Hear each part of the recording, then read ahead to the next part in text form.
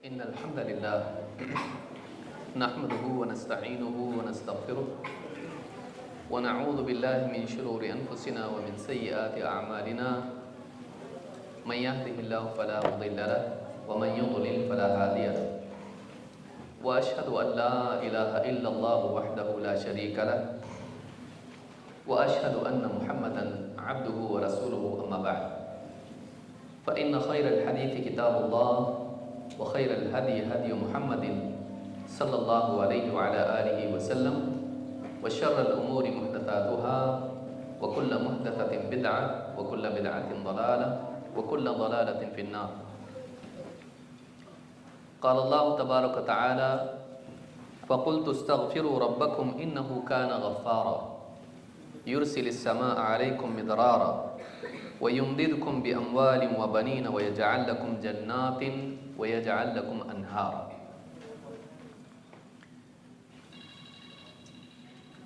جبیل دعویٰ سینٹر کے اس سالانہ پروگرام کے صدر اجلاس فضیلت الشیخ مختار احمد مدنی حفظہ اللہ، دعویٰ سینٹر کے موقر علماء کرام، معلمین و معلمات، بچوں کے سرپرست حضرات، والدین، قریب و بعید سے آئے ہوئے مہمان، میرے عزیز بچوں اور بچیوں، اولاد اللہ تعالیٰ کی نعمتوں میں سے ایک عظیم شان نعمت ہے، ایک ایسی نعمت کہ جس کا ملنا بچپن کے اعتبار سے ماں باپ کے لیے دل کا سکون ہوتا ہے، جوانی کے وقت ماں باپ کے لیے سہارا اور قوت ہوتا ہے، اور دنیا سے جانے کے بعد میں ان کے لیے آخرت میں رفع درجات کا اور ثواب کا ذریعہ بنتا ہے۔ گھر میں چھوٹے بچے جب کھیلتے ہیں تو ان کی شرارتیں بھی، معصوم حرکتیں بھی ماں باپ کے لیے خوشیاں لاتی ہیں، ان کا شور ماں باپ کے لیے سکون کا ذریعہ بنتا ہے، خوشی کا ذریعہ بنتا ہے۔ جب بچے جوان ہوتے ہیں ماں باپ کے لیے معاشی اعتبار سے، سماجی اعتبار سے قوت بنتے ہیں۔ جب ماں باپ بڑھاپے کو پہنچتے ہیں، اگر اولاد نیک ہے تو ماں باپ کے لیے بڑھاپے کی وہ لاٹھی بنتے ہیں، بلکہ دنیا سے جانے کے بعد بھی نیک اولاد ماں باپ کے لیے مغفرت اور جنت کے اونچے درجات کو پانے کا ذریعہ بنتی ہے۔ اللہ رب العالمین نے نوح علیہ السلام کو جب قوم کی طرف بھیجا، ایک ایسی قوم جو شرک میں پڑی ہوئی تھی، گمراہی میں پڑی ہوئی تھی، نوح علیہ السلام نے ان کو دعوت دی، اور اس دعوت میں استغفار کی طرف، اللہ سے مغفرت طلب کرنے کی طرف بلایا کہ وہ اللہ سے معافی مانگ لیں، جو غلط زندگی جی رہے ہیں، شرک والی، گناہوں والی، اللہ کے حکموں کو توڑ کے اللہ سے بغاوت والی زندگی جی رہے ہیں، اس کو چھوڑیں، اللہ سے استغفار کریں۔ فَقُلْتُ اسْتَغْفِرُوا رَبَّكُمْ، نوح علیہ السلام نے خود کہا اللہ سے دعا کرتے وقت، اے اللہ میں نے اپنی قوم سے کہا تم اپنے رب سے استغفار کرو، مغفرت کی دعا کرو، اِنَّهُ كَانَ غَفَّارًا، یقیناً وہ بڑا مغفرت کرنے والا ہے۔ اگر تم استغفار کرو گے تو کیا دے گا؟ یرسل السماء علیکم مدرارا، وہ تم پر آسمان سے بارش برسائے گا، ایسی بارش جو تمہارے لیے خیر والی ہوگی، تکلیف والی نہیں ہوگی، لگاتار بارش، لیکن ایسے اوقات میں جب واقعی تمہارے لیے کوئی حرج نہ ہو، تمہارے آرام کے اوقات میں بارش ہوگی، کام کے اوقات میں نہیں، اور اتنی بارش ہوگی کہ تمہارے لیے کافی ہو جائے گی لیکن نقصان نہیں ہوگا۔ یرسل السماء علیکم مدرارا ویمددکم باموال وبنین، اور صرف بارش ہی نہیں جو رزق کا ذریعہ ہے، بلکہ اللہ تعالیٰ تم کو قوت دے گا، تم کو مضبوطی عطا کرے گا، بِأَمْوَالٍ وَبَنِينَ، مال کے ذریعے سے اور اولاد کے ذریعے سے، بیٹوں کے ذریعے سے، کہ تمہیں اولاد دے گا، تمہیں مال دے گا اور اس کے ذریعے تم کو پاور دے گا۔ وَيَجْعَلْ لَكُمْ جَنَّاتٍ وَيَجْعَلْ لَكُمْ أَنْهَارًا، اور اس استغفار پر اللہ تعالیٰ تمہارے لیے باغات اور نہروں کا انتظام کرے گا، تم کو باغ دے گا، پھلوں سے بھرے ہوئے لدے ہوئے پیڑ، سائے اور باغات، یہ سب کچھ تم کو دے گا، اور تمہارے لیے نہریں بہائے گا، نہریں جاری کرے گا، پانی کی کوئی قلت نہیں ہوگی، کمی نہیں ہوگی، تمہارے لیے رزق کا انتظام کرے گا، تم کو مال دے گا، مویشی، اسی طرح سے سونا چاندی، جو بھی دنیا کی چیزیں ہیں اللہ تم کو دے گا۔ اور ان نعمتوں میں ایک نعمت اللہ نے بیان کی، اور نوح علیہ السلام نے جس کی اپنی قوم کو دعوت دی، وَيُمْدِدْكُمْ بِأَمْوَالٍ وَبَنِينَ، معلوم ہے کہ اولاد بھی اللہ کی نعمتوں میں سے ایک عظیم الشان نعمت ہے، کہ ایسی قوم جو گنہگار قوم ہے، شرک میں پڑی ہے، لیکن توبہ کر کے آ جائیں تو اللہ تعالیٰ اس کو ان نعمتوں سے نوازے گا، اور ان میں گنتی کی نعمتوں میں اولاد کو بھی ذکر کیا گیا، معلوم ہے کہ کوئی معمولی چیز نہیں ہے، بلکہ اتنی عظیم الشان نعمت ہے کہ اللہ کے بڑے بڑے نبی بھی اللہ تعالیٰ سے اولاد مانگتے تھے۔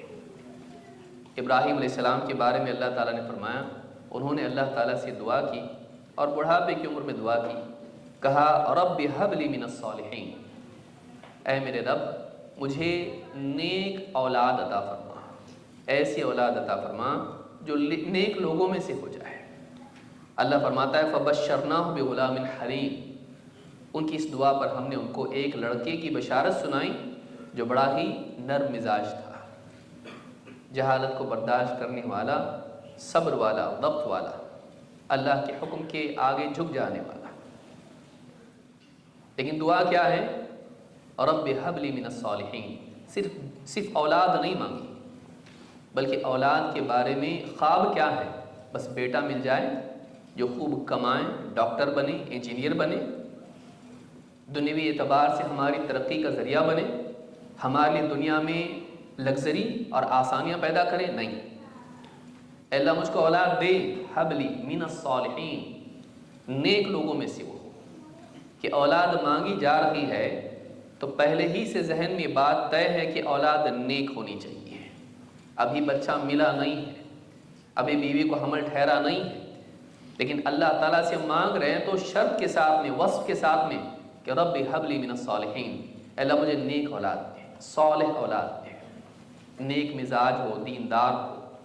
اسی طرح سے آپ دیکھیے زکریا علیہ السلام نے اللہ سے اولاد مانگی تو کہا، اللہ نے فرمایا ہنالک دعا زکریا ربہ، بس حضرت مریم کے پاس پھلوں کو دیکھا تو زکریا علیہ السلام نے فوراً اللہ تعالیٰ سے اپنے رب سے دعا کی، کہا قال رب حب لی من لدنک ذریۃ طیبہ، اے اللہ تو اپنے پاس سے مجھے ایک نیک اولاد دے دے، پاکیزہ، عمدہ، اچھی اولاد دے، انک سمیع الدعاء، اے اللہ یقیناً تو دعا کا سننے والا ہے، ایسا نہیں ہوگا کہ میری یہ دعا رائے گاں چلی جائے، میں تجھ سے مانگ رہا ہوں ایسی اولاد جو پاک ہو، گندگی سے پاک ہو، شرک سے پاک، بد اخلاقی سے پاک، بے دینی سے، اللہ کے خلاف بے دینی کا راستہ اپنانے سے پاک اولاد ہے، ہر قسم کی نجاست اور گندگی سے پاک، ایسی اولاد مجھ کو عطا کرے۔ اب دیکھیے انبیاء بھی اللہ تعالیٰ سے اولاد مانگتے تھے، یہاں مزید دیکھنے کی بات یہ ہے کہ وہ اللہ تعالیٰ سے اولاد دنیوی مقاصد کے لیے نہیں بلکہ اخروی اعتبار سے دینداری کو سامنے رکھتے ہوئے اولاد مانگتے تھے۔ دنیا میں آج آدمی سوچتا ہے بیٹا ہو جائے، بیٹی نہیں۔ بیٹا کیوں؟ اس لیے کہ بیٹا اگر ہوگا تو بڑھاپے میں سپورٹ بنے گا، ہم جب ریٹائرڈ ہو جائیں گے، جب کچھ کمانے لائق نہیں رہیں گے، وہ کمائے گا، کھلائے گا، پلائے گا۔ پھر اس کے لیے ہم کیا کرتے ہیں؟ پیدا ہونے سے پہلے ہی اس کے بارے میں پلاننگ شروع کر دیتے ہیں، کیا نام رکھیں گے؟ یہ نام رکھیں گے، اچھا سا نام رکھیں گے، اس کی ایجوکیشن کا کیا، اس کو کیا بنائیں گے ہم؟ بیوی شوہر ایک ساتھ بیٹھ کے بات چیت کرتے ہیں، اس کو ہم ڈاکٹر بنائیں گے، اس کے لیے پھر اتنا خرچ آئے گا، اس کا کیا کرنا ہے؟ اس کے لیے بچت کریں گے، اس کے لیے میں ایکسٹرا جاب کروں گا، تم بھی ایکسٹرا جاب کرنا، پیسہ کمائیں گے اور اپنے بیٹے کو ڈاکٹر بنائیں گے، وہ ڈاکٹر بن کے دنیا میں کامیاب ہوگا، رشتہ داروں میں ہمارا نام ہوگا اور خوب کمائے گا تو ہم خوشحال رہیں گے ایسے وقت میں جب ہمارے پاس سب کچھ ختم ہو جائے گا، کمانے کے اسباب نہیں رہیں گے۔ ہماری چاہتیں دنیا کی ہوتی ہیں، انبیاء کی چاہتیں کیسی تھیں؟ انبیاء اللہ سے مانگ رہے اللہ نیک اولاد دے، اے اللہ پاک اولاد دے، نیک مزاج، دیندار، صالح، پاک، گندگی سے پاک، بد اخلاقی سے پاک، ایسی اولاد انبیاء اپنے لیے مانگتے تھے اور اللہ تعالیٰ انہیں ایسی اولاد دیتا بھی تھا۔ اللہ تعالیٰ نے ابراہیم علیہ السلام کو اولاد دی، حضرت اسماعیل علیہ السلام، نیک اولاد، فرما بردار، اتنا فرما بردار کہ ابراہیم علیہ السلام نے ذکر کیا کہ بیٹے میں تم کو دیکھتا ہوں کہ میں تمہیں ذبح کر رہا ہوں، مجھے خواب میں دکھایا جا رہا ہے، انی ارا فی المنام انی اذبحک فانظر ماذا تری، میں دیکھتا ہوں کہ خواب میں تم کو ذبح کر رہا ہوں، تمہارا کیا کہنا ہے اس بارے میں، تمہاری کیا رائے ہے، تم بھی تو کچھ کہو۔ قال یا ابت افعل ما تؤمر ستجدنی ان شاء اللہ من الصابرین، بیٹے نے صاف کہا، کوئی دو رائے نہیں، کوئی سوچنا نہیں، وقت دیجئے، کچھ نہیں۔ کہا والد صاحب آپ کو جو حکم ہو رہا ہے نا آپ کرو ذریعے، میری فکر مت کیجئے، مجھے یقیناً آپ صبر کرنے والوں میں پاؤ گے۔ اگر اللہ نے آپ کو حکم دیا ہے اشاروں میں کہ مجھے ذبح کیا جائے، اللہ کے حکم کے آگے میں کیسے جا سکتا ہوں؟ میں اللہ کے اس حکم پر صبر کر لوں گا، آپ مجھے ذبح کر دیجئے، آپ مجھے صبر کرنے والا پاؤ گے۔ اتنی بڑی چیز پر بھی صبر کر لوں گا کہ باپ مجھے ذبح کر دے۔ جب مانگا نیک اولاد تو اللہ نے نیک اولاد دی۔ زکریا علیہ السلام کو اللہ نے یحییٰ علیہ السلام دیا، وہ بھی اتنے نیک۔ تو معلوم یہ ہوا کہ انبیاء کی چاہتیں صرف اولاد کی نہیں تھی، نیک اولاد کی تھی، کیونکہ اگر اولاد نیک نہ ہو تو وہ دنیا کی جہنم ہے۔ اگر نیک اولاد نہ ہو، اگر بدبخت اور بے دین اولاد ہو تو ماں باپ خود اس کے لیے موت کی دعا کرتے ہیں، اگر اس کے لیے نہ کریں تو اپنے لیے کرتے ہیں کہ اللہ اس کے ہاتھ میں زندہ رکھنے سے تو موت اچھی، اتنا ستاتا ہے، اتنا تکلیف دیتا ہے، خاص کر کے جب وہ بڑا ہو جاتا ہے اور عزت بھی خراب کرتا ہے سارے سماج میں، اور اس کے ساتھ ساتھ مار پیٹ، گالیاں اور ہر قسم کی اذیت دیتا ہے، ہر قسم کی تکلیف پہنچاتا ہے، تب ماں باپ کو احساس ہوتا ہے کہ ہم نے اس کی دنیا تو بنائی لیکن اس کو دیندار نہیں بنایا، دنیاوی اعتبار سے پوری ترقیوں کے راستے پر ہے لیکن ہمارا اس میں کیا ہے؟ ہمارے لیے دنیا کی جہنم ہوئی ہے، ہمارے لیے اللہ کا عذاب بن گیا ہے۔ کیوں؟ یہ عذاب ہم نے پیدا کیا ہے، اپنی بے فکری کی وجہ سے، اپنی لاپرواہی کی وجہ سے، اپنی بے دینی کی وجہ سے۔ تو اولاد کا نیک ہونا بہت ضروری ہے۔ اسی لیے آپ دیکھیں گے کہ اللہ رب العالمین نے نہ صرف یہ کہ دیندار اولاد کی دعا سکھائی، بلکہ اولاد ہونے کے بعد بھی انبیاء کا طریقہ یہ رہا کہ اپنی اولاد کے لیے دینداری کی دعا کرتے تھے۔ ابراہیم علیہ السلام ہی کو آپ دیکھیے، پیدا ہونے سے پہلے بھی دعا کر رہے ہیں لیکن پیدا ہونے کے بعد بھی کیا دعا کر رہے ہیں؟ وَإِذْ قَالَ إِبْرَاهِيمُ رَبِّ اجْعَلْ هَذَا الْبَلَدَ آمِنًا، اور جب ابراہیم نے دعا کی اے میرے رب اس بلد کو، اس شہر کو امن والا بنا، مکہ کو، وَجْنُبْنِي وَبَنِيَّ أَن نَعْبُدَ الْأَصْنَامَ، اور اے اللہ مجھے بھی بچا، میری اولاد کو بھی بچا اس چیز سے کہ کہیں ہم بتوں کی عبادت نہ کرنے لگ جائیں۔ فکر باپ کو ہے میرے بچے شرک نہ کریں، بھوکے نہ مریں، جابلیس نہ ہوں، ان پڑھ نہ رہیں، دنیا اعتبار سے کسی کے محتاج نہ رہیں، اپنا کمائیں کھائیں، اچھے بزنس مین بنیں۔ فکر یہ ہے اے اللہ مجھے بھی بچا، میری اولاد کو بھی بچا، کہیں ہم شرک نہ کرنے لگ جائیں، بتوں کی عبادت نہ کریں۔ باپ کی فکر یہ ہونا چاہیے، ماں باپ کی فکر یہ ہونا چاہیے۔ سب سے بدترین ہلاکت، سب سے بدترین ذلت فائنینشیل پرابلم نہیں ہے، سب سے بڑی ذلت یہ ہے کہ انسان اللہ کے نزدیک جانور سے بھی زیادہ ذلیل ہو، وہ اللہ کے نزدیک نجس قرار پائے۔ انما المشرکون نجس، وہ پاک اولاد مانگ رہے ہیں۔ شرک انسان کو نجس بنا دیتا ہے، عقیدے کے اعتبار سے، اخلاق کے بھی اعتبار سے۔ یہ شرک ہی کی گندگی ہے کہ لوگ اپنی بچیوں کو دفن کرتے تھے اپنے بچوں کو قتل کرتے تھے فقر و فاقے کے خوف سے، اور کعبہ کا برہنہ طواف کرتے تھے اور ہر قسم کی گندگی میں مبتلا تھے۔ یہ شرک کے نتائج میں سے تھا۔ اللہ سے جڑنا، آخرت سے جڑنا انسان کو اچھا بناتا ہے۔ تو انبیاء اپنی اولاد کے بارے میں کیا فکر کر رہے ہیں؟ وَجْنُبْنِي وَبَنِيَّ أَن نَعْبُدَ الْأَصْنَامَ، اے اللہ مجھے بھی بچا، میری اولاد کو بھی بچا، کہیں ہم شرک نہ کرنے لگ جائیں، کہیں ہم بتوں کے پوجنے والے نہ بن جائیں، بتوں کو توڑنے والا۔ اللہ تعالیٰ سے دعا کر رہا ہے مجھ کو بتوں سے بچا، بتوں کی عبادت سے بچا۔ اسی طرح سے انہی کی دعا آپ دیکھیے، رب اجعلنی مقیم الصلاۃ ومن ذریتی ربنا وتقبل دعاء، اے میرے رب مجھے نماز کا قائم کرنے والا بنا، اور میری اولاد کو بھی نماز کی پابندی کرنے والا بنا۔ ربنا وتقبل دعاء، اے میرے رب میری دعا کو ضرور ضرور قبول کر لے۔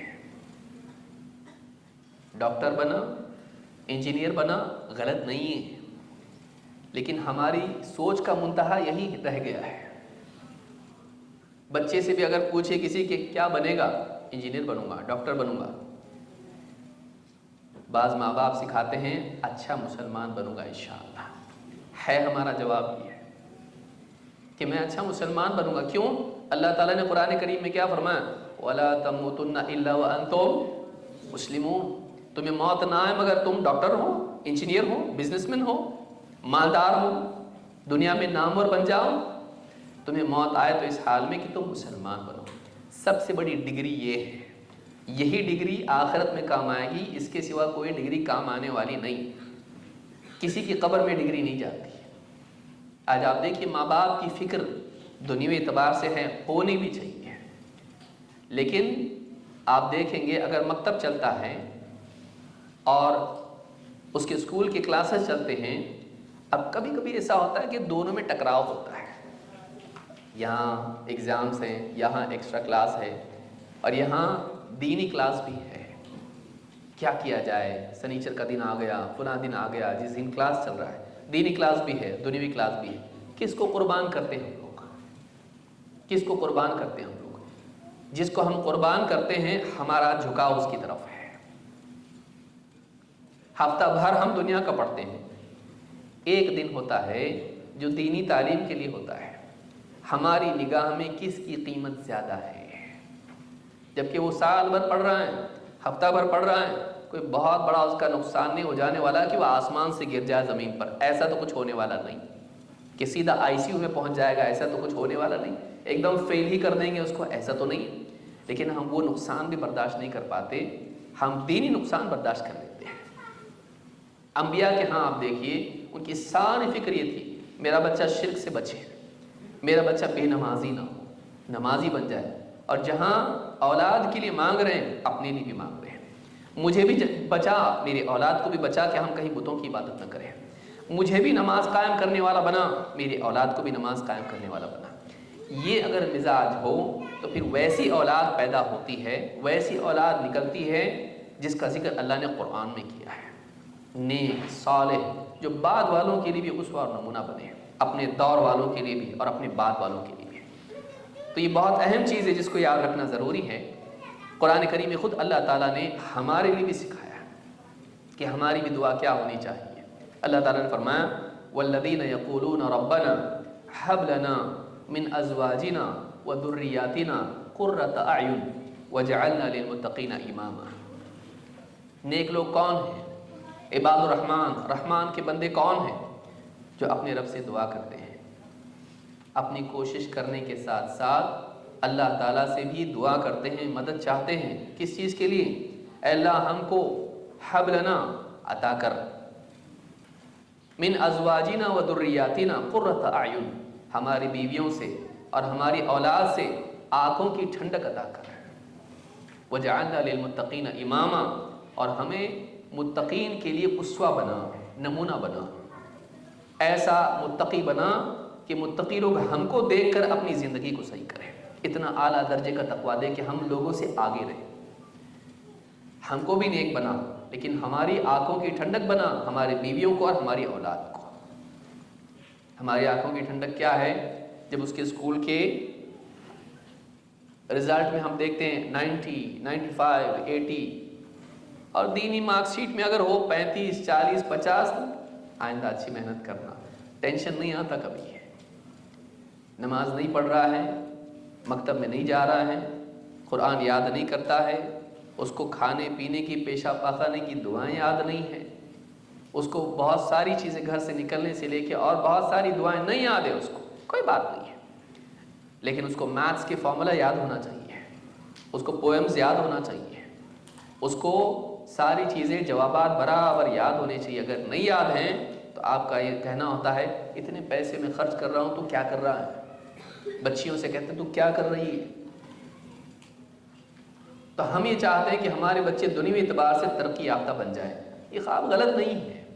ہمارا بچہ ڈاکٹر، انجینئر اور بڑے سے بڑا بزنس مین بنے، سائنٹسٹ بنے، دنیا کا اعلیٰ ترین تعلیم یافتہ بن کے دنیا کی بہترین سے بہترین تنخواہ حاصل کرے، بہترین بزنس کرے، لیکن مسلمان نہ رہتے ہوئے، اسلام چھوڑ کے، اسلام سے دور ہوتے ہوئے نہیں۔ وہ پہلے مسلمان بنے، بعد میں جو بننا ہے بنے، وہ پہلے مسلمان بنے۔ کیوں؟ اس لیے کہ مرتے وقت اگر مسلمان نہیں رہا تو پھر چاہے وہ کتنا ہی بڑا بادشاہ کیوں نہ ہو، قیامت کے دن کوئی ویلیو اس کی نہیں ہے۔ فرعون، قارون، حامان، نمرود اور نہ جانے کتنے ابرہا اور جتنے بھی ہیں بڑے بڑے بادشاہ، بڑے بڑے لیڈر اور دنیا کے سارے بڑے بڑے قیامت کے دن ذلیل ہوں گے، لیکن ایک عام مسلمان جس کے پاس توحید تھی، جس کے پاس نبی صلی اللہ علیہ وسلم کی سنتوں کی پیروی تھی، وہ کامیاب ہوگا۔ تو ایک بہت بڑی بات جو والدین کو یاد رکھنا ہے وہ یہ کہ اپنی اولاد کے بارے میں دینداری کی فکر کریں، دینداری کی فکر کریں۔ بچوں کی تربیت کی ذمہ داری اللہ تعالیٰ نے والدین پر ڈالی ہے۔ آج کی خطاب میں ہم تینوں سے گفتگو کریں گے، والدین سے بھی، اساتذہ سے بھی اور خاص بچوں سے بھی، آخر میں بچے ہیں۔ اللہ تعالیٰ نے قرآن کریم میں فرمایا یا ایھا الذین آمنوا قوا انفسکم واہلیکم نارا، اے ایمان والو اپنے آپ کو اور اپنے بچوں کو، اپنے گھر والوں کو جہنم کی آگ سے بچاؤ۔ ہر مرد پر، ہر گھر کے بڑے پر یہ فرض ہے، یہ ذمہ داری ہے کہ وہ اپنے گھر والوں کو جہنم کی آگ سے بچائے۔ جہنم میں کیوں جاتا ہے آدمی؟ گناہوں کی وجہ سے، اللہ کا حکم توڑنے کی وجہ سے، چاہے فرائض کو برباد کرے یا حرام کا ارتکاب کرے، اس وجہ سے آدمی جہنم میں جاتا ہے۔ تو اپنے گھر والوں کو ایسا بناؤ کہ اللہ کے حکموں کو پورا کریں، اللہ کے حرام کی بھی چیزوں سے بچیں۔ تو یہ دونوں اعتبار سے ہوگا، ایک تو ان کو تعلیم دو، دوسرے ان کے اندر تعمیل کا مزاج بناؤ، ان کو ایجوکیٹ کرو، ان کو سکھاؤ کیا صحیح ہے، کیا غلط ہے، کیا حلال ہے، کیا حرام ہے، اور اسی کے ساتھ ساتھ ان کا مزاج ایسا بناؤ کہ جو انہوں نے سیکھا ہے ان کی زندگی میں آئے۔ یہ نہ ہو کہ وہ دعا یاد کر لیں لیکن پڑھتے نہیں، ہم کو کوئی لینا دینا نہیں، یاد تو ہے نا، بس یاد تو کر لیا ہے، مہمان آئے ہمارے گھر پہ، ادھر آؤ ذرا سناؤ کھانے کی دعا کیا ہے، کھانے کے بعد کی دعا کیا ہے، سنایا ماشاءاللہ۔ لیکن آپ یہ نہیں دیکھ رہے کہ وہ 3 ٹائم دن میں کھانا کھاتا ہے تو پڑھتا کہ نہیں پڑھتا، گھر سے باہر جاتا ہے تو پڑھتا کہ نہیں پڑھتا ہے، وہ قرآن کی تلاوت کرتا ہے کہ نہیں، نماز کا پابند ہے کہ نہیں۔ تو جہاں ان کے اندر علم پیدا کیا جائے، ان کو تعلیم دی جائے، وہیں ان میں تعمیل کا مزاج بنایا جائے۔ یہ دونوں چیزیں آنا یہ جہنم سے بچاتا ہے، اسی لیے کہا قوا انفسکم واہلیکم نارا، بچاؤ اپنے آپ کو اور اپنے گھر والوں کو جہنم کی آگ سے۔ علم بھی دو اور انہیں عمل والا بناؤ، عمل کا مزاج ان میں بناؤ۔ کتنے ماں باپ ہیں جو آج نماز کے لیے فجر میں اٹھتے ہیں، بچوں کو نہیں اٹھاتے، کیوں؟ اس کے ایگزام چل رہے نا، تو رات میں بہت دیر تک پڑھتا ہے وہ، تو اب تھک گیا ہے، اب اٹھاؤں گا، اس کو جانا ہی ہے اسکول میں، اب اٹھ جائے گا تو ایگزام کے پیپر میں سوئے گا، تو نماز چھوڑ دے گا، یعنی اللہ کے پاس فیل چل جائے گا، دنیا کے ایگزام میں فیل نہیں چلے گا، حالانکہ فیل نہیں ہوگا۔ لیکن ہمارے ہاں اگر ماں باپ کی نگاہ میں دین نمبر 2 پر ہو اور دنیا نمبر 1 پر ہو تو یاد رکھیں اولاد جب بڑی ہوگی تو دنیا ان کے پاس نمبر 1 پر رہے گی اور آپ نمبر 3 پر رہیں گے، کیونکہ آپ نے پہلے ہی سے دین نمبر 2 پہ رکھا ہے، تو آپ تو نمبر 3 پہ آنے والے ہیں، آپ کو تو نمبر ہی نہیں ہے۔ اسی لیے بہت سارے ماں باپ جب اولاد کو دیندار نہیں بناتے تو اولاد جب بڑی ہوتی ہے تو پھر ان کے لیے علماء کے پاس آتے ہیں، کبھی بددعائیں کرتے ہیں، کبھی اپنے لیے موت کی دعا کرتے ہیں کہ ہمارے بچے بگڑ رہے ہیں، اور جوانی کی دہلیز پر قدم رکھتے ہی معلوم پڑنے لگتا ہے کہ ہم نے کیا غلطی کی تھی، ہم نے کیا غلطی کی تھی۔ سنتا نہیں ہے، سنتا نہیں باتوں کو، بچی بھی سنتی نہیں ہے باتوں کو، سنتے نہیں ہیں۔ کچھ ڈانٹ دو تو الٹا بولتے ہیں، کچھ ڈانٹ دو تو پلٹا کے جواب دیتے ہیں، آواز دو تو رکتے تک نہیں ہیں، کچھ کام دو کرتے نہیں ہیں، ہر بات پر بحث کرتے ہیں، اور اگر کچھ بول دو تو ایسے مٹر زبان سے اندر کے اندر کچھ باتیں کرتے ہیں کہ اور غصہ آتا ہے۔ ماں باپ بعد میں پچھتانے لگتے ہیں، اب کیا کریں ان کو، واپس پیچھے جا کے چھوٹا بنا کے پھر سے ان کو تربیت کر کے لا سکتے، موقع گیا آپ کا، جب کرنا چاہیے تھا نہیں کیا آپ نے۔ اب وہ بڑا ہو گیا ہے، اب وہ صحت مند ہو گیا ہے، اب آپ بڑھاپے کی طرف ہیں، وہ جوانی کی طرف ہے، آپ کمزوری کی طرف ہیں، وہ قوت کی طرف ہے، اب وہ آپ کی سننے والا نہیں ہے۔ اگر آپ نے اللہ کی سننے کا مزاج بنایا ہوتا، اللہ کی ماننے کا مزاج بنایا ہوتا، تو آج وہ آپ کی مانتا۔ کیوں؟ کیونکہ اللہ تعالیٰ نے اس کو سکھایا ہے، وَقَضَىٰ رَبُّكَ أَلَّا تَعْبُدُوا إِلَّا إِيَّاهُ وَبِالْوَالِدَيْنِ إِحْسَانًا۔ آپ نے ان کو، اولاد کو اللہ والا نہیں بنایا، اور آپ چاہتے ہیں کہ وہ اللہ والا نہیں بن کے اللہ ان کو آپ کا بنائے۔ آپ ان کو اللہ والا نہ بنائیں، اللہ سے نہ جوڑیں، اور آپ چاہتے ہیں کہ اللہ کا فرما بردار آپ نے نہیں بنایا اور اللہ آپ کا فرما بردار بنائے۔ نہیں، یہ دنیا کی سزا ملتی ہے کہ تو نے جب اللہ کا غلام اس کو نہیں بنایا، وہ تیرا فرما بردار بھی نہیں بنے گا۔ نہیں سنتے۔ تو یاد رکھیں، دنیاوی تعلیم، دنیاوی ترقی ضروری ہے، لیکن دین چھوڑ کے نہیں، دین نمبر 1 پر ہونا چاہیے۔ اور جو ماں باپ اپنی اولاد کی اس طرح سے تربیت کرتے ہیں، وہ بچے ماں باپ کے لیے آنکھوں کی ٹھنڈک بنتے ہیں، ان کی جوانی ماں باپ کے لیے سکون کا ذریعہ بنتی ہے کہ دنیا میں بگاڑ دیکھ رہے ہوتے ہیں، لیکن پھر اپنی اولاد کو دیکھتے ہیں کہ اس بگاڑ سے بچے ہوئے ہیں، تو ان کو دل کا سکون ملتا ہے۔ دنیا جہان کی ساری نعمتیں ایک طرف اور اولاد کا اچھا ہونا ایک طرف، کہ وہی جانتا ہے جس کی اولاد نیک ہے، اور وہ بھی جانتا ہے جس کی اولاد نیک نہیں ہے، وہ محرومی کا احساس اس کو ہوتا ہے۔ تو یاد رکھیں، اپنی اولاد کو بچائیں، ان کی حفاظت کریں، ان کو بگڑنے سے بچائیں۔ اولاد کی تربیت میں صرف ان کو ایجوکیٹ کرنا نہیں ہے، ان کو سمنائزنگ کرنا نہیں ہے کہ بڑی تقریر آپ کریں۔ ماں باپ عام طور سے کیا کرتے ہیں، جب بھی کچھ غلطی اولاد سے ہوتی ہے، بٹھا دیں، بیٹھے یہاں پہ، سن ذرا، تو ایسا کیا، ایسا کیا، ایسا کیا۔ غلطیوں پر آپ ٹوک رہے ہیں اس کو، آپ نے صحیح بات اس کو سکھائی کیا؟ لیکن کبھی کبھی ایسا ہوتا ہے کہ اس کو جس غلطی پر آپ ٹوک رہے ہوتے ہیں، وہ غلطی خود آپ میں بھی ہوتی ہے۔ کہاں گیا تھا تو؟ کلاس میں نہیں تھا، میں نے تیرے ٹیچر سے فون کر کے پوچھا۔ جھوٹ بولتا ہے، دھوکہ دیتا ہے، آپ بھی تو جھوٹ بولتے ہیں۔ آپ گھر میں تھے اور آپ نے فون کر کے آفس میں کہا کہ میں راستے میں ہوں، جھوٹ کیوں بولے آپ نے جھوٹ کہا۔ بچہ سیکھتا کس سے ہے؟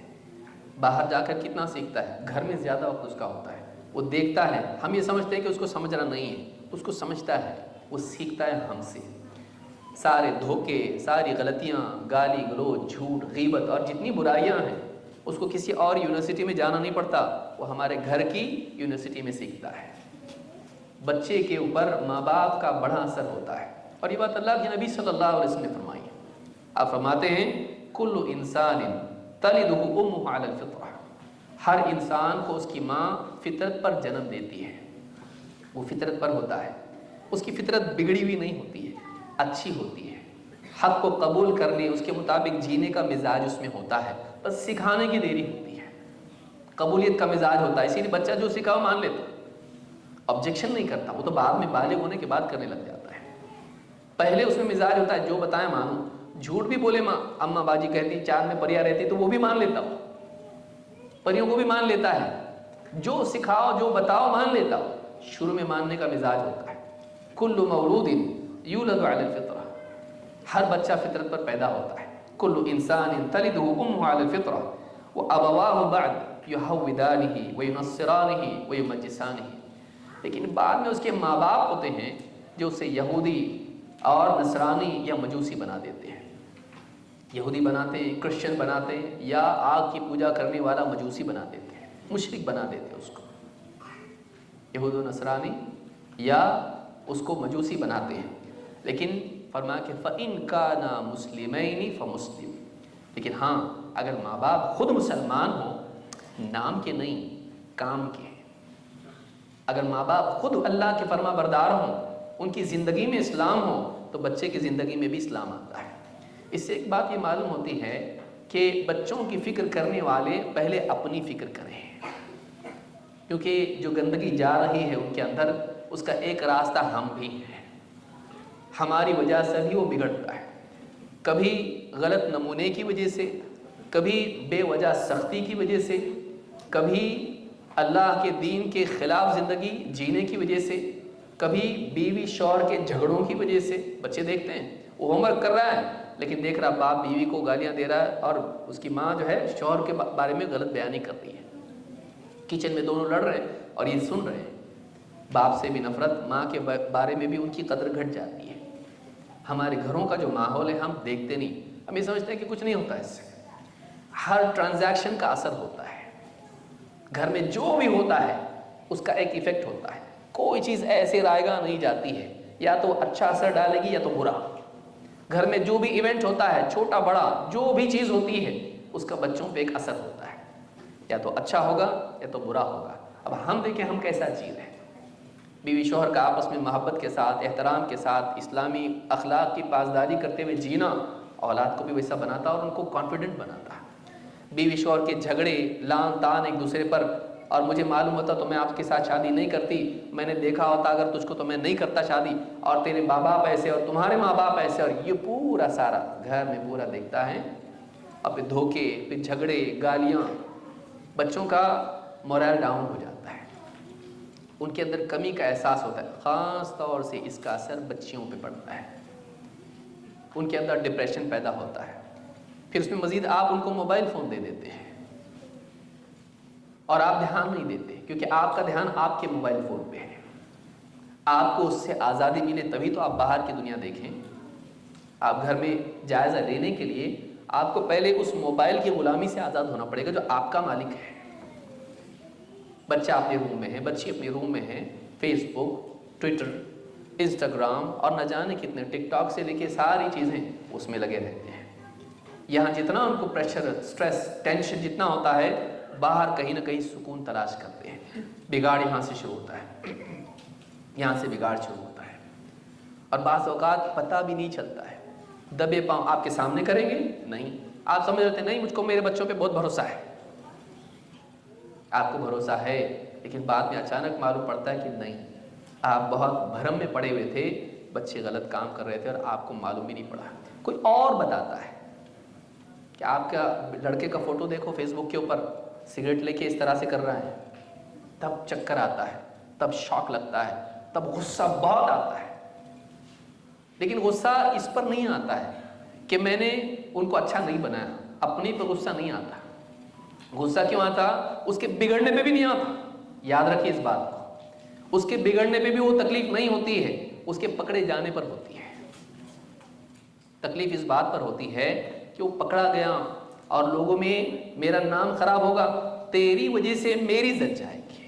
تو وہ اتنا سیلفش ہم لوگ ہوتے ہیں کہ ہم اپنی عزت کے لیے ڈرتے ہیں. بچہ بگڑا اس کی تکلیف ہم کو کم ہوتی ہے، لیکن سماج میں ہمارا نام خراب ہو گیا اس کی تکلیف ہم کو زیادہ ہوتی ہے. تکلیف ہونا یہ چاہیے تھی کہ میرا بچہ بگڑ گیا، لیکن زیادہ تکلیف اس بات کی ہوتی ہے کہ میرا نام بگڑ گیا، نام خراب ہو گیا. بچہ خراب ہوا کہ اتنی تکلیف نہیں ہوتی ہے، کیونکہ اگر پکڑا نہیں جاتا تو اتنا ٹینشن نہیں آتا، پکڑا گیا اس سے زیادہ ٹینشن آتا ہے. یاد رکھیں ہم اپنے بچوں کی نگرانی کریں، گھر کا ماحول صحیح بنائیں، بیوی شوہر کے تعلقات، گھر کے اندر دینداری. ہم چاہتے ہیں بچے دیندار بنے اور ہم دیندار نہیں ہوتا ایسا، نہیں ہوتا ایسا. مولوی صاحب کوئی دعا ہے کیا بچوں کو دیندار بنانے کے لیے؟ ہاں، نیک بنو، اہدنا الصراط المستقیم، یہ دعا ہے. دعا اس کے لیے کیا ہے؟ اہدنا الصراط المستقیم. آپ خود صراط مستقیم پر چلو، آپ کے بچے آپ کے پیچھے برابر صحیح ہو جائیں گے. گھر کے اندر بغاوت کب آتی ہے؟ جب اللہ کے دین سے بغاوت زندگی میں آتی ہے. آپ اللہ کی نہیں سنتے، وہ آپ کی نہیں سنے گا، کیونکہ ایک انسان کا دبدبہ اس کی دینداری سے ہوتا ہے، ڈنڈے سے نہیں. ایک دن بڑا جب ہو جاتا ہے وہ آپ کی لاٹھی پکڑ لیتا ہے، کیا نہیں، بچپن میں بہت برداشت کیا، اب نہیں کرتا میں. تو آپ کی طاقت کی ایک حد ہے. لیکن اگر آپ دیندار ہیں، آپ کے گھر میں آپ کے اصول لوگوں کو معلوم ہیں اور آپ پابند ہیں، آپ کو لکڑی اٹھانے کی ضرورت نہیں پڑتی. آپ کی اولاد جب بالغ ہوتی ہے، بچپن میں شاید وہ نہ سمجھے، بچپن میں شاید وہ شرارت کرے، لیکن جب وہ جوان ہوتا ہے تو اس کے دل میں آپ کا احترام ہوتا ہے. ایک ہوتا ہے ڈنڈے کی وجہ سے ڈرنا اور ایک ہوتا ہے احترام کی وجہ سے ڈرنا. زمین آسمان کا فرق ہے. وہ آپ کی عزت کی وجہ سے آپ سے ڈرے کہ کہیں میں والد صاحب کی نگاہ سے گر نہ جاؤں، کہ میرے والد صاحب ایسے دیندار انسان ہیں، ان کی محبت میری طرف سے، وہ مجھ سے اپنا چہرہ پھیر نہ لیں. یہ ڈر اس کو، اس وجہ سے وہ برائیوں سے رکنے والا بنے. تو یہ جو چیز ہے یہ ہمارے گھر میں خاص طور سے ماں باپ کا خود دیندار بننا اور اچھا اسوہ پیش کرنا، یہ بہت اہم چیز ہے جس کا اہتمام ہم کو کرنا چاہیے. دوسری جو چیز ہے وہ معلمین کے لیے، اور بعض اوقات معلمین خود والدین ہی ہوتے ہیں، ان کے لیے بھی کچھ چیزیں ہیں جن کو یاد رکھنا ضروری ہے. اللہ کے نبی صلی اللہ علیہ وسلم نے خیر کی تعلیم دینے والوں کے لیے بڑی فضیلت بیان کی، اور بہت ساری احادیث ہیں، آپ بارہا سنتے رہتے ہیں. اللہ کے نبی صلی اللہ علیہ وسلم فرماتے ہیں فضل العالم علی العابد کفضل علی ادناکم. عالم کی فضیلت عبادت گزار انسان پر ایسی ہے جیسے میری فضیلت تم میں سے ادنا انسان پر ہے، ایک ادنا امتی پر. ان اللہ عز وجل وملائکتہ واہل السماوات والارض. اللہ عز وجل، اللہ کے فرشتے اور آسمان و زمین کی مخلوق، حتی النملۃ فی جحرہا وحتی الحوت، یہاں تک کہ اپنے بل میں موجود چونٹی اور پانی میں موجود مچھلی، یہ ساری مخلوقات، آسمان کی مخلوق، زمین کی مخلوق، پانی کی مخلوق اور اپنے بل میں موجود چونٹیاں تک، لَيُصَلُّونَ عَلَى مُعَلِّمِ النَّاسِ الْخَيْرِ لَيُصَلُّونَ عَلَى مُعَلِّمِ النَّاسِ الْخَيْرِ، لوگوں کو خیر کی تعلیم دینے والے کے لیے سب یہ دعا کرتے ہیں اور اللہ تعالیٰ اس کی تعریف کرتا ہے. فرشتوں کے سامنے ایسے انسان کی تعریف کرتا ہے جو لوگوں کو خیر سکھاتا ہے. آج ہمارے نگاہ میں یونیورسٹی کا پروفیسر، ایک بڑی اسکول ہے اس کا ٹیچر، اس کی عزت کتنی ہے، اور لوگوں کو دین سکھانے والے مولوی صاحب، معلم صاحب، ان کی عزت کتنی ہے. اللہ کے ہاں اس کا مقام بہت اونچا ہے. وہ اگر دیندار ہے تو اس کا اپنا مقام ہو سکتا ہے، لیکن آج ہم دیکھتے ہیں کہ ہمارا جو گفتگو کا طریقہ ہوتا ہے پروفیسر کے ساتھ اور عالم بچوں کے معلم کے ساتھ میں، دونوں میں فرق ہوتا ہے. کس کا احترام زیادہ ہے اور کس کی حقارت دل میں ہے. معلم کا یہ مقام ہے کہ اس کے لیے سارے آسمان، زمین اور سمندر کی مچھلیاں، بل میں موجود چونٹیاں، سب کے سب اس کے لیے مغفرت اور رحمت کی دعا کرتی ہیں، اور اللہ تعالیٰ خود اس کا تذکرہ فرشتوں کے سامنے تعریف کے طور پر کرتا ہے. تو اس سے معلوم ہوتا ہے کہ لوگوں کو خیر سکھانے والا، اس کی بہت بڑی فضیلت ہے، چاہے وہ معلم ہو، چاہے وہ خود ماں باپ، کیونکہ ماں باپ کے ذمہ بھی بچوں کو سکھانا ہوتا ہے، اور بعض اوقات وہ خود دیندار ہوتے ہیں، خود علم والے ہوتے ہیں، تو یہ فضیلت کے حامل وہ بھی بن سکتے ہیں اگر اپنی اولاد کو دین سکھائیں. اگر اپنی اولاد کو دین سکھائیں، قرآن پڑھنا سکھائیں، حدیث سکھائیں، شریعت کے احکام سکھائیں، صحیح عقائد سکھائیں، نبی صلی اللہ علیہ وسلم اور صحابہ کے بارے میں ان کو سیرت کی باتیں بتائیں. یہ سارا علم اگر ہم سکھاتے ہیں تو یہ اس فضیلت کے حامل ہم بن سکتے ہیں. لیکن آپ دیکھیے اسکول میں کیا ہوتا ہے، اسکول بچہ جا رہا ہے، بہت تھک کے آیا ہے، لیکن ٹیچر نے کہا کہ اس کو یہ پوئم یاد ہونا چاہیے. باپ نے بچپن میں یاد کیا تھا، بھول بھی گیا تھا، ماں نے بھی بھول گئی تھی، لیکن اب بچے کی خاطر واپس سے وہ خود بھی اس کو میمورائز کر اتنی بار پڑھا دیتے ہیں کہ بچے کو یاد ہو نہ ہو، ان کو تو یاد ہو جاتا. اتنی محنت ہم دنیوی تعلیم پر کرتے ہیں، لیکن دینی تعلیم پر ہم وقت نہیں ملتا ہے، نہ اپنے لیے ملتا ہے، نہ اولاد کے لیے ملتا ہے. کہاں سے وہ دیندار بنیں گے، کہاں سے وہ دیندار بنیں گے. تو معلم کے لیے، چاہے وہ ماں باپ ہوں یا کسی مکتب میں پڑھانے والا معلم ہو، اس کے لیے بھی کچھ چیزوں کا خیال رکھنا ضروری ہے. نمبر 1، اس کی اپنی زندگی میں علم و عمل ہو. اگر اس کی زندگی میں عمل نہیں ہوگا اور وہ دوسروں کو عمل کی تلقین کرے گا، ڈانٹے گا اور نصیحت کرے گا، اس کی بات کا اثر نہیں ہوتا. اللہ تعالیٰ نے فرمایا اتأمرون الناس بالبر وتنسون انفسکم وانتم تتلون الکتاب افلا تعقلون. یہ کیا بات ہے کہ تم دوسروں کو بھلائی کا حکم دیتے ہو اور اپنے آپ کو بھول جاتے ہو جبکہ تم اللہ کی کتاب پڑھتے ہو. کیا تم کو عقل نہیں ہے؟ کیا تم سمجھ نہیں رکھتے کہ ایک انسان خود حق کو جانتا ہو، دوسروں کو بتاتا ہو، لیکن خود اس کی زندگی حق سے خالی ہو، اس کی زندگی دینداری سے خالی ہو، وہ اس کی زندگی میں سنتیں نہ ہوں، تو ایسا آدمی دوسروں پر اثر نہیں ڈالتا ہے۔ اثر وہ ڈالتا ہے جس کی اپنی زندگی میں دین ہو۔ عائشہ رضی اللہ تعالیٰ عنہ سے قتادہ نے پوچھا، اے ام المؤمنین، مجھے اللہ کے رسول صلی اللہ علیہ وسلم کے اخلاق کے بارے میں بتائیے۔ حضرت عائشہ نے فرمایا، الست تقرأ القرآن، تم قرآن نہیں پڑھتے؟ تم قرآن نہیں پڑھتے؟ قلت بلا، کہا ہاں پڑھتا تو ہوں۔ قالت فإن خلق نبی اللہ صلی اللہ علیہ وسلم کان القرآن، کہا کہ اللہ کے رسول، اللہ کے نبی صلی اللہ علیہ وسلم کا اخلاق وہی تھا جو قرآن میں ہے۔ آپ قرآن پیش کر دیں اور آپ کی زندگی سے ہٹ کے ہو، ایسا نہیں تھا۔ آپ جس قرآن کو پیش کر رہے تھے ساری انسانیت کی نجات اور فلاح اور سعادت اور کامیابی کے لیے، وہ قرآن آپ کی زندگی میں تھا۔ آپ کی زندگی اس قرآن کے مطابق تھی۔ آپ کا سارا اخلاق اللہ کے ساتھ معاملہ، بندوں کے ساتھ معاملہ، اپنی ذات کے ساتھ معاملہ، حتیٰ کہ جانوروں اور دشمنوں کے ساتھ معاملہ قرآنی تعلیمات کے مطابق تھا۔ تو ایک معلم جو قرآن سکھا رہا ہے، حدیث سکھا رہا ہے، اسلامی احکام اور اخلاق سکھا رہا ہے، اس کی زندگی میں اگر وہ ہو تو طالب علم پر اس کا بہت اثر پڑتا ہے، ورنہ اثر نہیں پڑتا ہے۔ دوسری چیز یہ کہ معلم کو چاہیے، خاص کر کے والدین، ان کو چاہیے کہ طالب علم کے ساتھ، اپنی اولاد کے ساتھ شفقت کا، نرمی کا سلوک کریں۔ ہمارے یہاں ہوتا ہی ہے، پڑھانے کے لیے بیٹھ گئے، الف، اب وہ 3 بار اگر نہیں بول پایا تو اس کو چھڑی لے کے پٹائی کرتے ہیں، اتنا پڑھا رہا ہوں اب تک نہیں پڑھ رہا ہے، گدھا بھی پڑھ لیتا اب تک پڑھاتا۔ تو بچوں کو ڈانٹ ڈپٹ کے اس طرح سے پڑھانا ان کو آپ سے بھی نفرت پیدا کرتا ہے اور علم دین سے بھی نفرت پیدا کرتا ہے، کہ میں مار کھا رہا ہوں اس کی وجہ سے، قرآن کی وجہ سے، حدیث کی وجہ سے میں مار کھا رہا ہوں، تو اس کے دل میں غیر شعوری طور پر اس کے لیے ایک منفی کیفیت پیدا ہو جاتی ہے۔ اگر اس کو ہم ذلیل کریں اور اس کو ہم چھوٹا بتائیں، ماریں پیٹیں، ایسی سزائیں دیں جو بچوں کو نہیں دینی چاہیے۔ اس کو موم بتی کے جو ہے آگ، اس کے اوپر ہاتھ کے اوپر موم بتی گرم ڈالیں اس کے اوپر، اس وجہ سے کہ وہ نہیں پڑھتا ہے، نہیں سنتا ہے، تو آج آپ کر رہے ہیں اس لیے کہ وہ کمزور ہے، کل جب آپ کمزور ہو جاؤ گے وہ ان چیزوں کو بھولے گا نہیں۔ تو یہ کہ معلم کے لیے، خاص کر کے ماں باپ کے لیے ضروری ہے کہ اپنی اولاد کے ساتھ، خصوصاً جب وہ چھوٹی عمر کے ہوں، تو شفقت کے ساتھ، محبت کے ساتھ پیش آئیں۔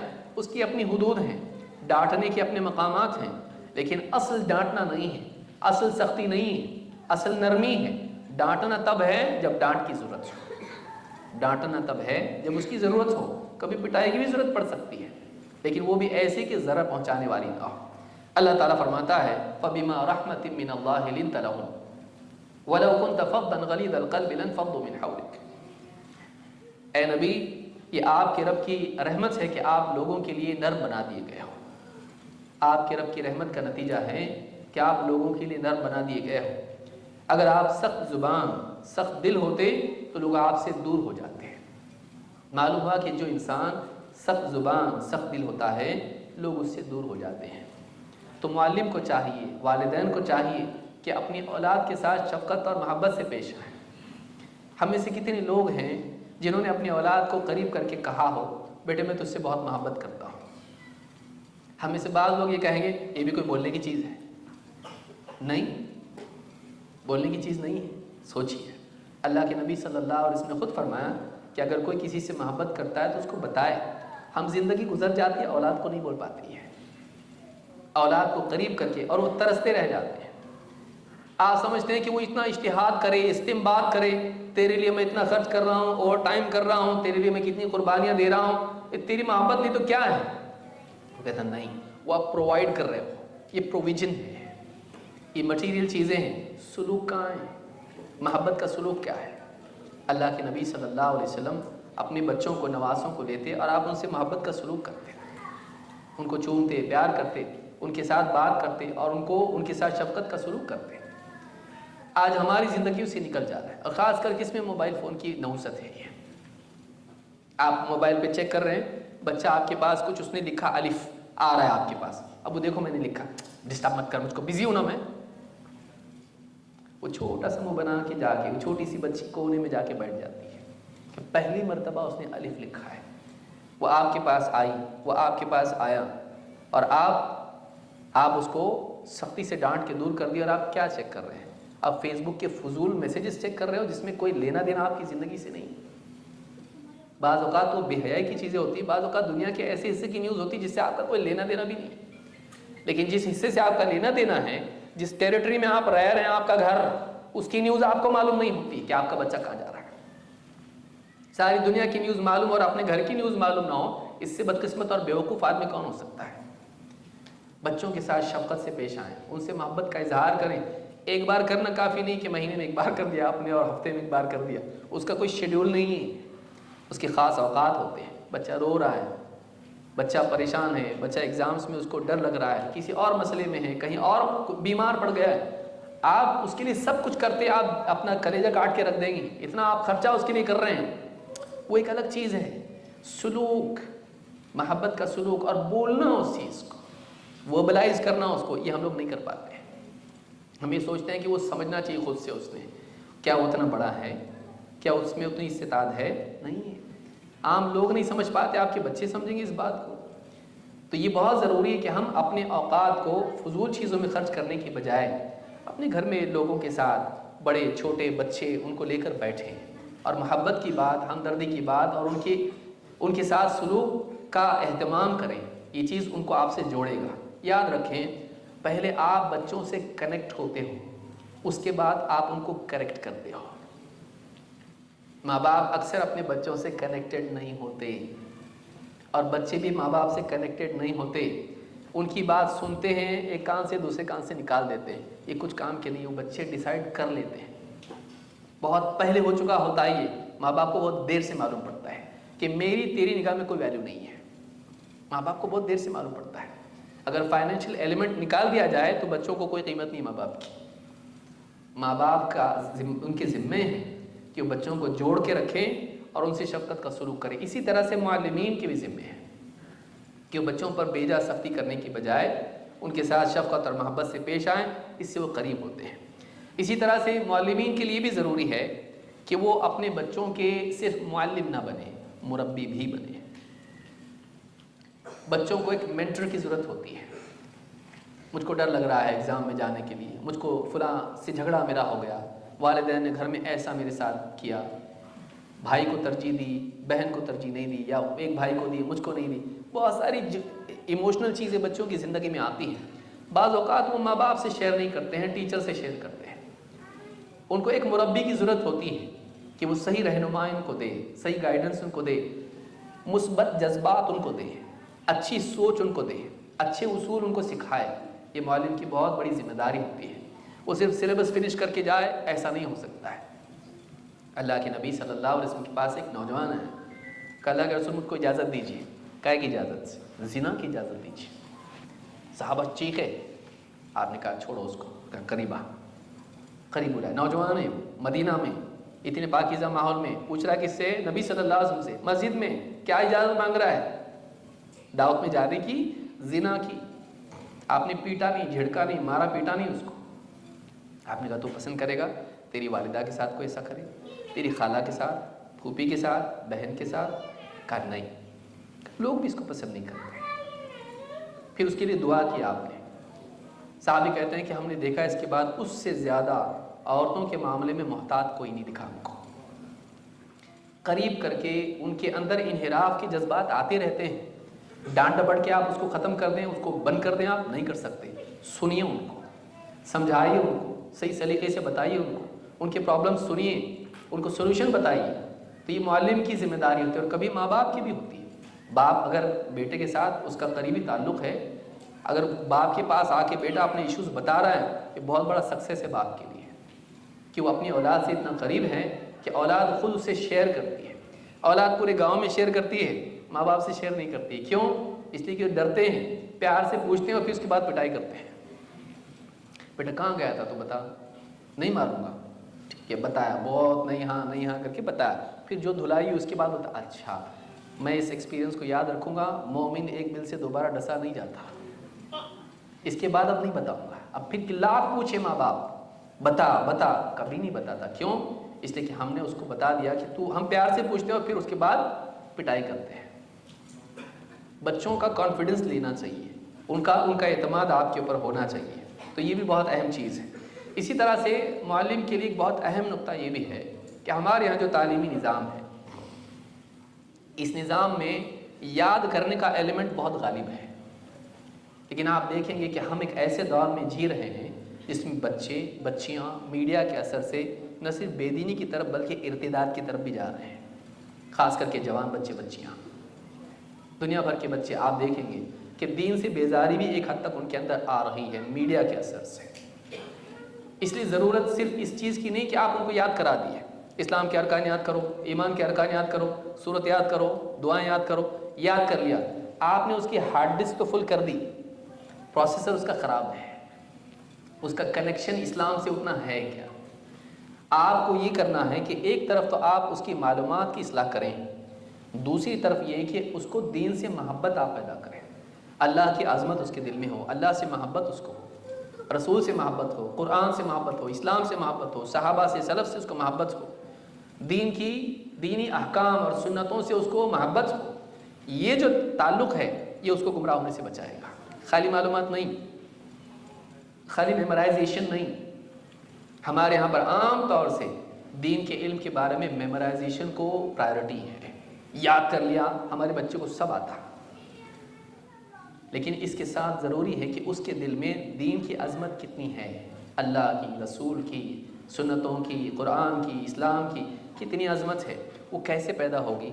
وہ ترغیب و ترہیب کے ذریعے سے اور سلف کے قصص کے ذریعے سے یہ چیز پیدا ہوگی، جس میں ہم کو اس کو لیسنس دکھائیں.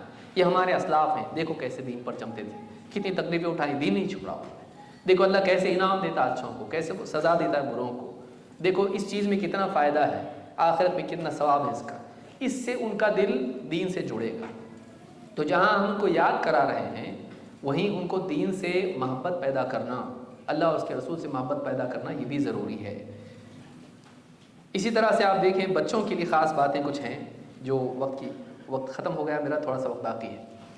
بچوں کے لیے بہت ضروری ہے، بچے دھیان سے سنیں اب اس کو. بچوں کے لیے ضروری کہ وہ اپنے والدین کا، بڑوں کا اور خاص طور سے اساتذہ کا احترام کریں، ادب و احترام کریں. ہشام ابن عروہ اپنے والد سے یا کسی اور سے روایت کرتے ہیں کہ ابو ہریرہ رضی اللہ عنہ نے دو لوگوں کو دیکھا، ان ابا ہریرہ ابصر رجلین، دو شخص آتے ہوئے دکھائی دیے. فقال لاحدهما ما هذا منك، ایک سے پوچھا یہ تمہارے کون ہیں، یہ جو تمہارے ساتھ آ رہے ہیں یہ کون ہے تمہارے؟ فقال ابی، کہا میرے والد صاحب ہیں، میرے ابو ہیں. فقال لا تسمیہ باسمہ، ان کو کبھی ان کا نام لے کے مت پکارنا. انگلینڈ میں، امریکہ میں یہی ہوتا ہے نا، جان، جانی، باپ کا نام لے کے پکارا جاتا ہے. کہ لا تسمیہ باسمہ، انگلش تعلیم کے ذریعے سے وہی مغربیت اور وہی تہذیب ہمارے اندر آ رہی ہے. کہ لا تسمیہ باسمہ، کبھی ان کا نام لے کے ان کو مت پکارنا. ولا تمشی امامہ، کبھی ان سے آگے مت چلنا. کوئی مصلحت، کوئی ضرورت ہو تو اور بات ہے، لیکن کبھی ان سے آگے مت چلنا، ان کو پیچھے چھوڑ کے تم آگے چلو، مت کرنا ایسا. ولا تجلس قبلہ، اور ان سے پہلے نہیں بیٹھنا. یہ بھی ادب، یہ اسلام ہے ہمارا، یہ دین ہے. کہا کہ ان کا نام لے کے نہیں پکارنا اور ان سے آگے مت چلنا اور ان سے پہلے مت بیٹھنا، ان کو بٹھا کے پھر خود بیٹھنا، یہ حرام ہے. یہ اسلامی طریقہ حیات، اسلامی طرز حیات ہے. تو اس میں معلوم ہوتا ہے کہ اولاد کو چاہیے، چاہے وہ چھوٹے بچے ہوں یا بڑے ہوں، والدین کا اور خاص طور سے باپ کا رسپیکٹ کریں، ماں کا بھی رسپیکٹ کریں. لیکن بچے ماں سے بہت زیادہ بے تکلف ہوتے ہیں، باپ سے ویسا نہیں ہو پاتے ہیں. تو باپ کا احترام مقدم ہے، اس کا حق احترام کے اعتبار سے زیادہ ہے. ماں کا خیال رکھنا ضروری ہے، اس کی ضروریات ہو اور اس کا جو بھی دل کی نرمی ہوتی ہے اس کا خیال رکھنا یہ بہت ضروری ہوتا ہے. دوسری چیز بچوں کے لیے، نوجوانوں کے لیے خاص طور سے ضروری ہے کہ وہ بری صحبت سے بچیں.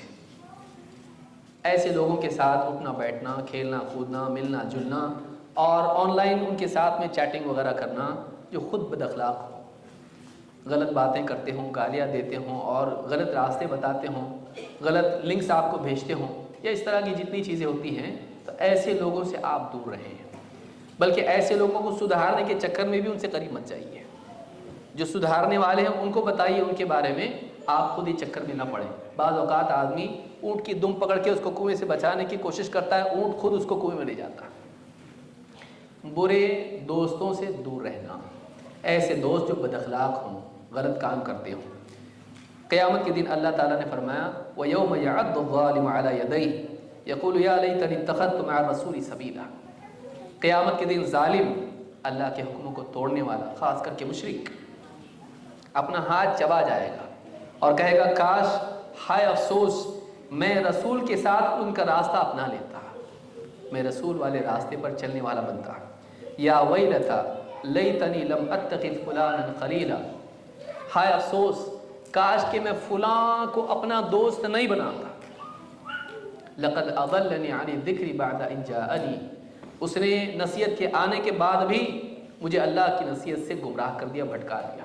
وکان الشیطان للانسان خذولا، اللہ فرماتا کہ شیطان تو انسان کے لیے گھاٹے میں ڈالنے والا ہی ثابت ہوتا ہے۔ تو ان آیات میں آپ دیکھیں اللہ تعالیٰ نے فرمایا کہ قیامت کے دن غلط لوگوں کو دوست بنانے والا پچھتائے گا۔ کیوں؟ اس لیے کہ ان کی دوستی کی وجہ سے ان کے ساتھ غلط راستے پر وہ گیا، اور اکثر ہوتا ہے الرجل علی دین خلیلہ فلینظر احدکم من یخالل، آدمی اپنے دوست کے دین پر ہوتا ہے تو دیکھ لے کہ وہ کس کو اپنا دوست بنا رہا ہے۔ اسی طرح سے تیسری چیز یہ ہے کہ دینی تعلیم کے ساتھ ساتھ وہ دنیوی پڑھائی کو، تعلیم کو بھی جمع کرے۔ ایسا نہ ہو، بعض بچے ایسا کرتے ہیں کہ وہ دنیوی تعلیم کو بالکل پس پش ڈال دیتے ہیں، ماں باپ ہزاروں سے لاکھوں سے خرچ کر رہے ہیں اور وہ دینی کتابیں تو پڑھتے ہیں، دینی دروس سنتے ہیں، لیکن اپنی پڑھائی نہیں کرتے ہیں۔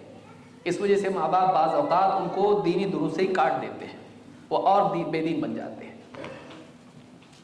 بچوں کو چاہیے کہ وہ دونوں کو جمع کریں، کہ وہ دینی دروس کو بھی نہیں چھوڑیں، مکتب کو بھی نہیں چھوڑیں، اسلامک کلاسز کو بھی نہیں چھوڑیں، اور اسکول کی بھی پڑھائی اچھے سے محنت سے دل لگا کر کریں۔ یہ دونوں اگر وہ جمع کریں گے تو دنیا میں بھی کامیاب ہوں گے اور آخرت میں بھی۔ اللہ تعالیٰ نے ہم کو جو دعا سکھائی ہے وہ دونوں چیزوں کو جمع کرنے کی ہے۔ ربنا آتنا فی الدنیا حسنہ وفی الآخرۃ حسنہ وقنا عذاب النار، اے اللہ ہم کو دنیا میں بھی بھلائی دے، آخرت میں بھی بھلائی دے، اور ہم کو جہنم کے عذاب سے بچائے۔ تو یہ آیت بتاتی ہے کہ ایک مسلمان کو آخرت اور دنیا دونوں کی بھلائی تلاش کرنا چاہیے، طلب کرنا چاہیے۔ یہ نہیں کہ ہم دنیا کو بالکل چھوڑ دیں اور صرف دین کے راستے پر چلنے لگ جائیں اور دنیوی ذمہ داریوں کو ہم نظر انداز کر دیں۔ نہیں، آپ کو چاہیے آپ اپنی اسکول کی پڑھائی بھی کریں اور آپ دینی پڑھائی بھی کریں، دونوں کو جمع کرنے کی کوشش کریں، اس کا بیلنس بنائیں۔ استاد سے پوچھیں کہ اس کو کیسے کریں۔ اسی طرح سے بچوں کے لیے اور خاص طور سے نوجوانوں کے لیے اور بچیوں کے لیے ضروری ہے کہ وہ گھر کے کاموں میں ہاتھ بٹائیں۔ بعض اوقات نوجوان بچے بچیاں پڑھائی کے نام پر گھر کے کسی کام میں ہاتھ نہیں بٹاتے ہیں، ایسا نہیں ہونا چاہیے۔ بچیوں کو پڑھائی اور کھانا بنانا نہیں آتا، گھر کی ذمہ داریاں نہیں، ماں بیچاری محنت کر کر کے اس کی ہڈی بس دیکھ ہو جاتی ہے، اور بچیاں پڑھائی کرتی رہتی ہیں، سوتی رہتی ہیں، کچھ کام نہیں کرتی ہیں۔ ماں کے لیے بھی کم سے کم ایک یہ ہوتا ہے کہ پڑھ رہی ہے، بعد میں اس کی عمر ہو جاتی ہے پڑھتے اور شادی کا وقت آ جاتا، کام کاج کچھ نہیں آتا، اچھا رشتہ آ جاتا ہے ماں باپ کی وجہ سے، اب ماں باپ شادی کر کے دے دیتے ہیں، وہاں جاتی ہے، کچھ آتا نہیں ہے، ساس سب سے پہلے اس کے خلاف ہو جاتی ہے، اور پھر اس کے دولہے کو، شوہر کو بھی اس کے خلاف کرتی ہے، اور پھر یہ کچھ دنوں میں واپس آ جاتی ہے، یا کم سے کم جھگڑے زندگی بھر ہوتے رہتے ہیں۔ تو یہ مسئلہ ہے، بچیوں کو چاہیے اور ماں کو بھی چاہیے کہ جہاں دنیوی تعلیم اپنی اولاد کو دیں، گھر گرہستی بھی ان کو سکھائیں۔ نوجوان بچوں کو چاہیے کہ خالی جم میں زیادہ بوجھ اٹھانے کی محنت کرنے کی بجائے گھر کے بھی بوجھ اٹھائیں، گھر کے بھی کام کریں۔ عائشہ رضی اللہ تعالیٰ عنہ سے اسود نے پوچھا ما کان النبی صلی اللہ علیہ وسلم یصنع فی بیتی، اللہ کے نبی صلی اللہ علیہ وسلم اپنے گھر میں کیا کرتے تھے؟ فرمایا کان یکون فی محنت اہلہ تعنی خدمت اہلہ، اللہ کے نبی صلی اللہ علیہ وسلم اپنے گھر میں گھر والوں کی خدمت کرتے تھے، گھر کے کاموں میں ہاتھ بٹاتے تھے، کچھ لانا ہے باہر سے، کچھ کرنا ہے، کچھ اس طرح کی گھر میں ریپیئرنگ ہے یا کچھ اس طرح کی چیزیں ہیں، تو آپ صلی اللہ علیہ وسلم گھر کے کاموں میں ہاتھ بٹاتے تھے۔ ایسا نہیں کہ تمہارا کام ہے میں کچھ بھی نہیں کروں گا، ایسا نہیں ہونا چاہیے۔ یا باپ کر رہا ہے اور اولاد جوان ہے، اور بوڑھا باپ محنت کر رہا ہے اور اولاد کچھ بھی نہیں کرتی، لیکن برابر پابندی سے شام کو جم میں جاتی ہے، وہاں کے وزن اٹھاتی ہے لیکن تھیلی اٹھا کے نہیں لاتی بازار سے۔ تو یہ بہت افسوس کی چیز ہے کہ نوجوان گھر کے کاموں میں ہاتھ نہ بٹائے۔ آخری چیز، نوجوانوں کو خاص طور سے بچیوں کو چاہیے کہ وہ موبائل فون سے حتی الامکان اپنے کو دور رکھیں۔ موبائل فون سے دور رہیں۔ اللہ کے نبی صلی اللہ علیہ وسلم فرماتے ہیں من حسن اسلام المرء ترکہ ما لا یعنی، آدمی کے اسلام کی خوبی یہ ہے کہ وہ ایسی چیزوں کو چھوڑ دے جن سے اس کے مقصد کا تعلق نہ ہو، ان کا گول اس سے جڑا ہوا نہ ہو۔ آپ کی زندگی کا مقصد اگر کسی چیز سے جڑا ہوا نہیں ہے، وہ چیز آپ کے مقصد کو سپورٹ نہیں کرتی ہے، آپ چھوڑ دیجیے اس کو۔ قیامت کے دن 5 سوالات جو پوچھے جائیں گے، ان میں سے ایک وقت کا بھی سوال ہوگا، عن عمرہ فیما افنا، تو نے اپنی عمر کس کام میں کھپائی، وان شبابہ فیما ابلا، جوانی کی قوتوں کو کہاں لگایا۔ تو جوانی کی قوت ہو یا عمر کا وقت ہو، اس کو اگر ہم نے غلط خرچ کیا ہے تو قیامت کے دن اس کا جواب دینا پڑے گا۔ بلکہ ماں باپ اپنے چھوٹے بچوں کو موبائل فون سے دور رکھیں، موبائل فون سے دور رکھیں، یہ بہت ضروری ہے کہ اس کی وجہ سے بہت سارا بگاڑ سماج میں آ رہا ہے۔